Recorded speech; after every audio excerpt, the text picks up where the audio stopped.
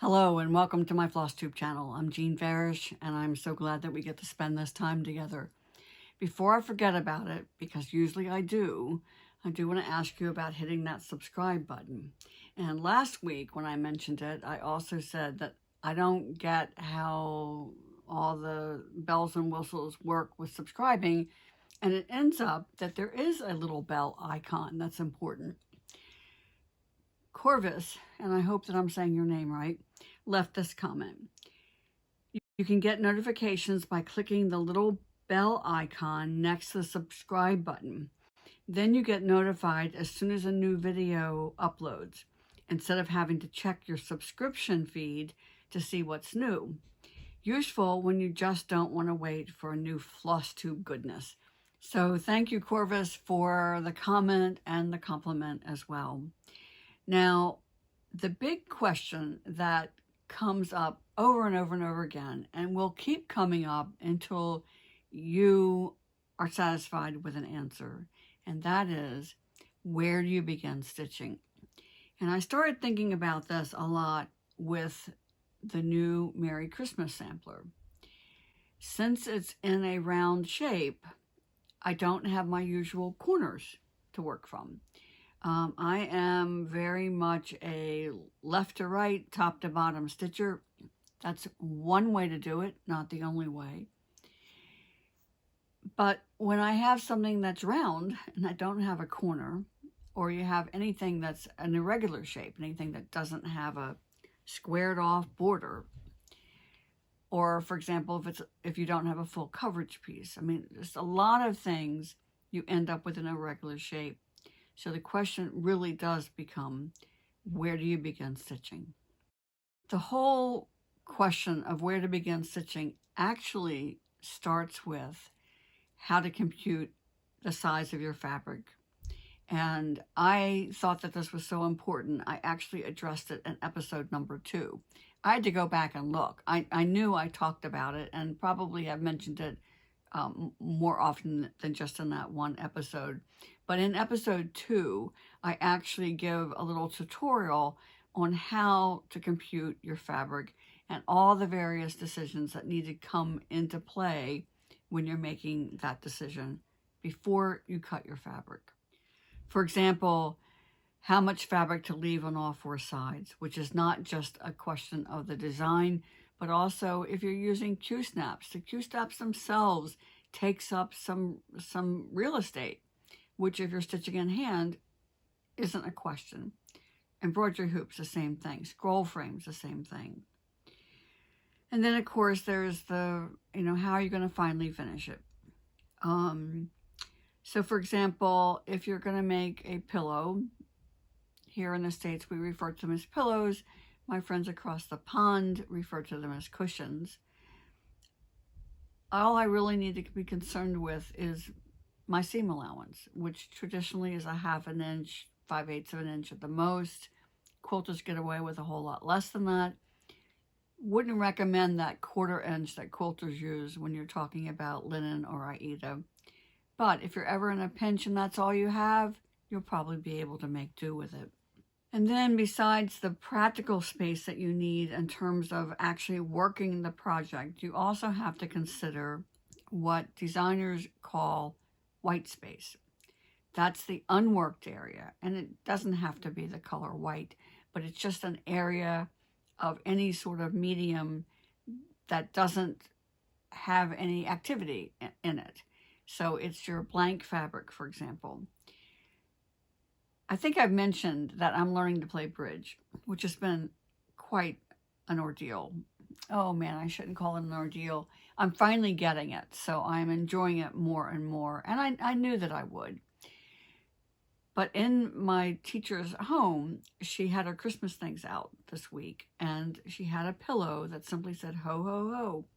And it, maybe the design area was this big, but then the pillow was this big. So she had a good 4 or 5 inches on all sides, which for some people might say, well, boy, that's a whole lot of waste.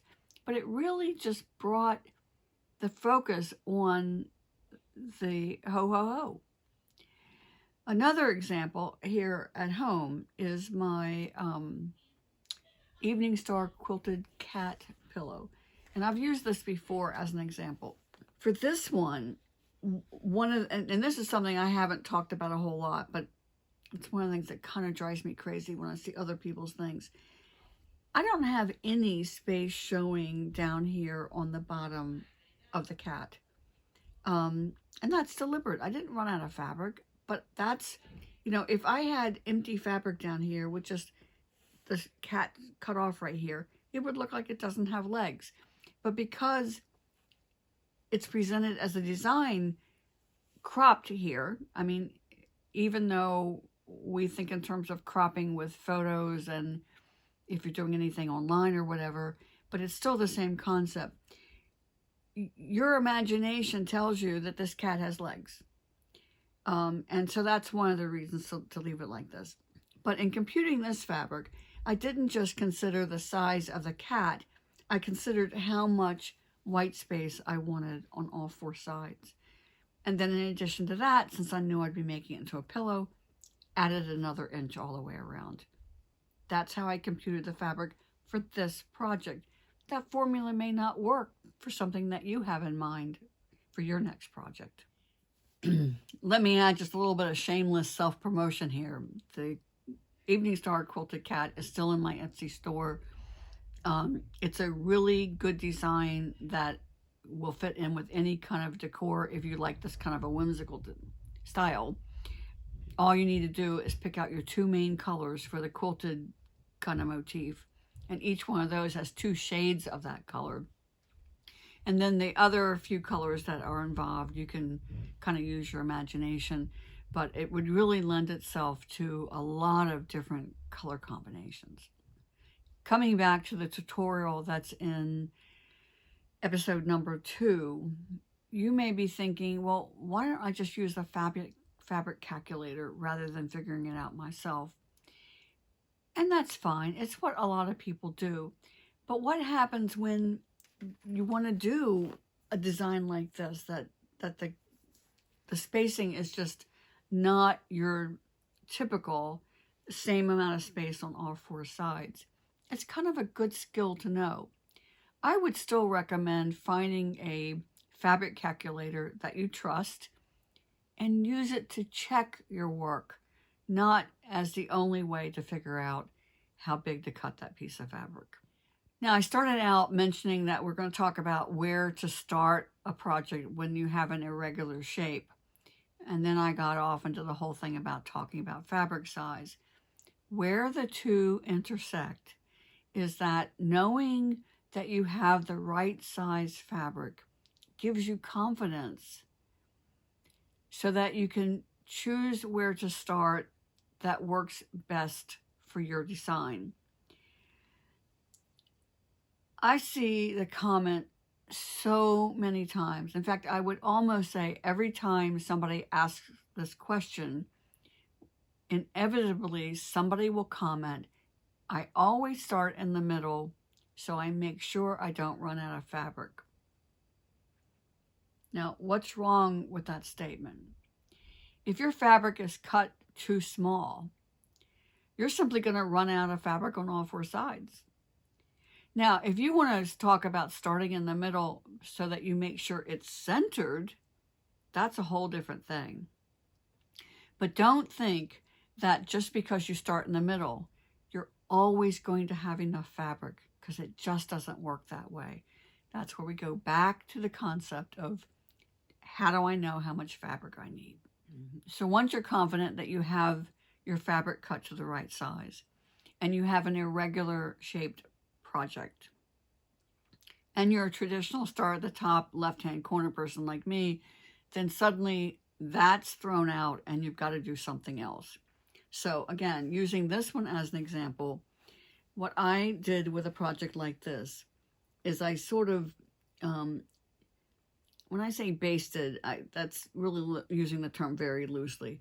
Just kind of very loopy made a row of stitches across the top and the sides to tell myself these are the areas where there's not going to be any stitching. So then I can just look at the chart and focus on the stitching area. Now for something like the cat, I would probably, again, it's that old left, right, top, bottom. I probably would start with this part of the quilted square. Oh, you know what? Let me use my close-up camera. Okay, this is much better. So if I'm going to start with this square right here, I would probably literally start with either this little 4 stitches or the darker area around it. So how do I get there? Well, I don't have the chart here handy, but let's assume that the center is somewhere around here. I would count up and over to get to that point. That said, if indeed this motif is the center or pretty close to the center of my design, there's nothing wrong with starting with this one and then continuing outward and doing them, the squares to the right and then to the left and then working from top to bottom. And then I would probably actually turn my project upside down to then work in this direction. So that's one of many different ways to tackle a project like that. So what about these circular or round samplers? Now, again, the ones that were done in the past, Peace on Earth is the one that I released last year. Hearts Come Home at Christmas is the one that I released, golly, now I think it's going back to like 1998. And then I have the newest one, which I'll explain later why I got so little done. Yeah, this is pretty pathetic that this is all I got finished. So when I started this, and I took some photos so I can insert them here, I basted my center lines. I didn't make them really long because I knew, looking at my chart, I think it was only like 12 squares from the center down to the top of the roof. And before I depart this, to explain why only part of the roof is done, as I mentioned last week, I was putting this one on offer without stitching it, which is very unusual for me. And so the part that I was really curious about was how the color of the house and the windows would work with each other. I was pretty confident about the roof, but again, because my center is here, I wanted to work down. So I actually, from my center, counted over and down to start the chimney. And I just didn't want to spend all that time stitching the massive area of the roof because I knew that color was okay. But I also knew that if I stitched a straight line, if I stopped all of my rows right here, when I was all done, there's a good chance you could almost see where that line was, even though there's no color change. And people who stitch full coverage, and they often stitch square by square, or 10 grid area by 10 grid area, when they're all done, it's almost like you can see the grid lines. And so that's why I staggered my rows. And I would suggest that if you're ever stitching in that way, that where you're going to be making the same color on the other side, then don't stitch in a straight line. And I hope that that's making sense. But that's why I did it this way. And now that I'm confident that I like the colors that are as they are charted, then I'll easily go back and fill this in. And again, what I probably will do is turn this upside down. So I'm still working left to right and top to bottom to fill in the roof. So that's all I've gotten done on the new Merry Christmas sampler. Now, this, because it's round, the fabric is cut square, and I put a little, make a little stitch up here at the top, so I remind myself that that's the top. If you are working with a piece of fabric that's rectangular, one of the things that you need to do is make sure you're orienting that triangle in the right direction. Sometimes the fabric, the rectangle is so extreme. You know, it's really wide and not very tall, or it's very tall and not very wide. Those are easy. It's the ones where you've cut the fabric, say 15 by 16 or 18 by 21. That's really easy to get it oriented the wrong way. So make sure that you know which is supposed to be the top and you're holding your fabric in the right direction. One of the ways, if you are a home sewer and you zigzag your fabric, what I will sometimes do is use a different color zigzagging across the top. Or if I'm really lazy and I don't feel like changing my thread color in my machine, and again, I'm sorry I'm not demonstrating this, but those of you who sew, I think will know this. If you're zigzagging, you can take, say, a brightly colored piece of floss and lay it across where you're sewing and zigzag over it. And if you only do that at the top, then when you pick up that piece of fabric, you will know which is the top. So that's just a little tip that I'll share with you today. One last thing before I forget about it, that is a tip for those of you stitching Merry Christmas or Peace on Earth or any of these. When I charted these, I did so that you could either use an overdyed floss to get that faded look, or you can stitch it in such a way to get that faded look.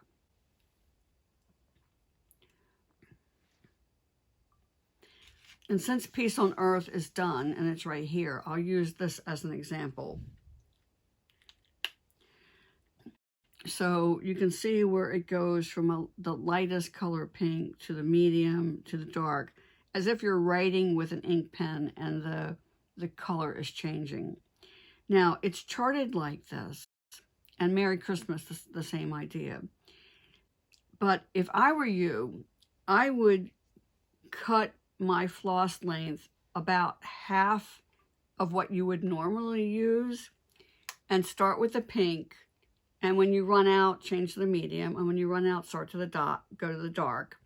And when you run out of that, go to the medium. So you're going light, medium, dark, medium, light. So you're getting that gradation of color. And pay attention to the chart as far as the lettering, but don't worry about which color lands where.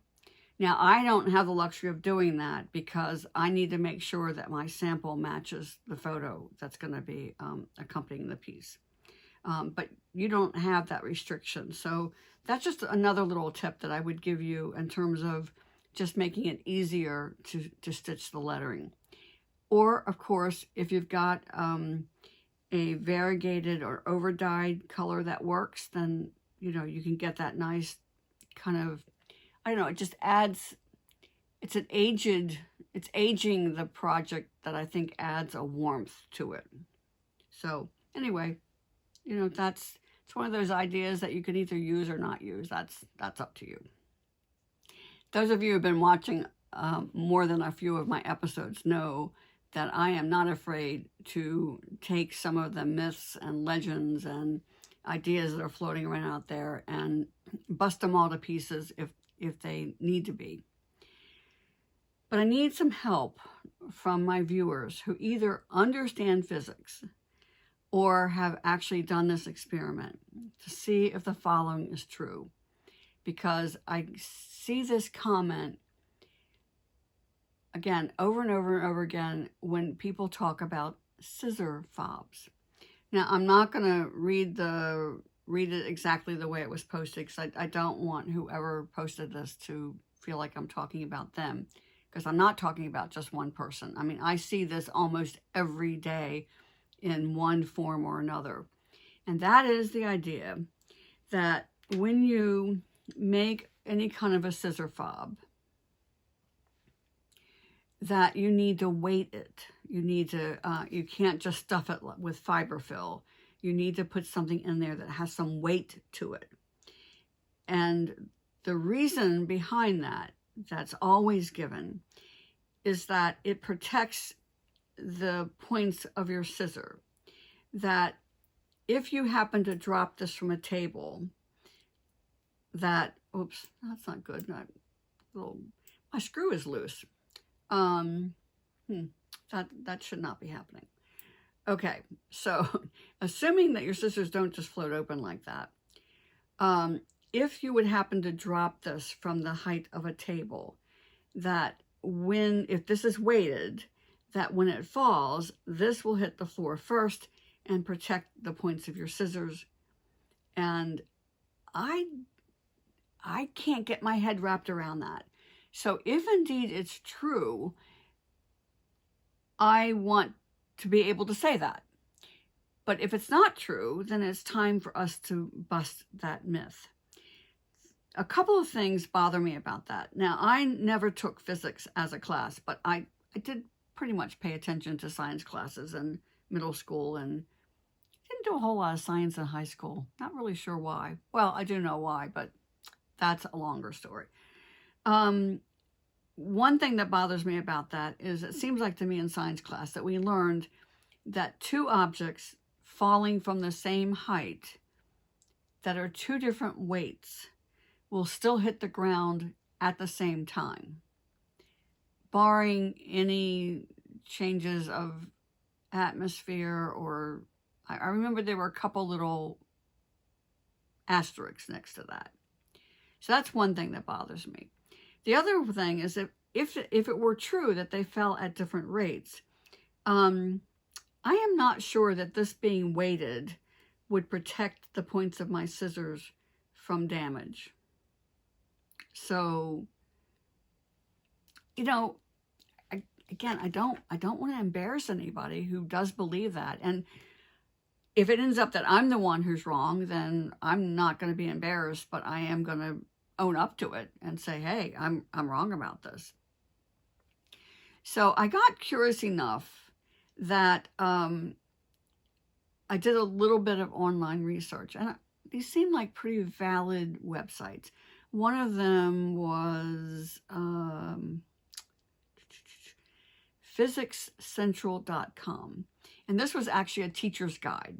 So this is, I'm just, apologize ahead of time for reading aloud to you, but this was the introduction to a lesson plan about this concept. If someone drops two objects from the same height, one heavy and one light, which one will hit the ground first? If you are like most people, you may instinctively pick the heavier object. And why wouldn't you? After all, rocks fall faster than feathers. There are other factors besides weight that affect the speed an object falls. This experiment will help students explore these factors, such as gravity and air. Students will use both their eyes and their ears to figure out how mass affects the speed at which something falls. And then they went on to describe the lesson plan. And then from another site, that's phizlink.com. Question: do falling objects drop at the same rate? For example, a pen and a bowling ball drop from the same height, or do they drop at different rates? I know a feather floats down slowly, but I would think a heavy object would fall faster than a light object. Thanks for your help. I have a bet on this one. Now, I don't have a bet on it, but I'm putting it out there, and I guess I'm not betting, but I'm definitely saying, let's figure this out. So here is the answer from an expert. If no air resistance is present, the rate of descent depends only on how far the object has fallen, no matter how heavy the object is. This means that two objects will reach the ground at the same time if they are dropped simultaneously from the same height. The statement follows the law of conservation of energy and has been demonstrated experimentally by dropping a feather and a lead ball in an airless tube. And then they go on with more details. So I'm pretty confident that my instincts are right, that this is a myth that needs to be debunked. But if anybody out there, again, has the creds in terms of understanding physics, please leave a comment or send me an email and help educate me so that I can help educate stitchers everywhere. All that said, if I'm at a retreat, and I really do need to get those scissors fixed. If I'm at a retreat, I am going to be careful to try not to drop my scissors because, you know, the points are, especially the points on a really good pair of embroidery scissors, they're very thin and very fine. So yeah, I'm going to take care of my scissors and try not to drop them at all. I'd really rather not find out what's going to happen. But intellectually, I am curious and would really like to know. Okay, I'm going to wrap this up with a visit to a new shop. Now, I mentioned this before. It's called Time to Stitch, and it's on Stratford Rd here in Winston-Salem, which is one of our very busy thoroughfares. And if you're familiar with this area at all, if you've got kids or if you yourself went to Wake Forest or Salem Academy and College or Winston-Salem State University or any of our fine area schools, then you're probably familiar with Stratford Rd. This is where there's a very well-established strip mall was probably built like in the 1950s. That's very vibrant. That's where our Trader Joe's is. This is a shopping center that's kind of across the road and down a piece, as we say in the South. And that's where Time to Stitch is located. So it's very easy to find, lots of parking, couple great restaurants right there in the area. And one of the things I love about this, and again, I'm going to add photos as I'm talking about this, is this cute little seating area that's just literally right outside the shop. So if it's a nice day and you've got time, it's a place that you can stitch. If you're traveling with somebody who's not as keen about stitching as you are, good place for them to sit and read a book or whatever. There's lots of other shops in the area in terms of, you know, if people have other interests, there are other things to see and do. And one of the things I like, this is the owner, God, I'm so excited I can't even talk. The owner's name is Susan O'Brien. And Susan has made the commitment that when she adds a line of threads, like say Weeks Dye Works, she's carrying the whole line. So if you are looking for a particular color and she carries that thread, then you'll be able to find it there. Now, as a new shop, she's dealing with the same supply line issues that everybody else is. And so there are empty spots here, there, and everywhere simply because the source did not have them to ship to her. So she's busy putting up stock. She's building a website, and I'll put the link to her website in the episode description. Still under construction, so, you know, don't expect all the bells and whistles to be there yet. But I really enjoyed my visit. It was fun, and so I was able to see a lot of my friends that I haven't seen in a couple of months, and so that was nice. And Susan gave out these nice little adult beverage glasses with her logo on it, and later on I will be filling that up and enjoying that. And I won a door prize. I was so surprised to have my name called. So let me show you what I won. Came in this nice little bag from Victoria Whitson. And in it is this wonderful, ooh, it's going to be very loud here. This wonderful necklace. I'll put it on in just a moment. But what I wanted to show you is all the things that are attached. And Susan explained to me that the decorative butterfly can be, you know, I can take that off and put something else on if I want to. But it has a laying tool, which is nice, a cutter, a needle threader, a little charm. Yeah, so, and this just, you know, I can wear it around my neck, and when I'm stitching, I will just have all these. Oh, look, it even matches my shirt. Although it's so elegant looking, and I've got like a work t-shirt on here.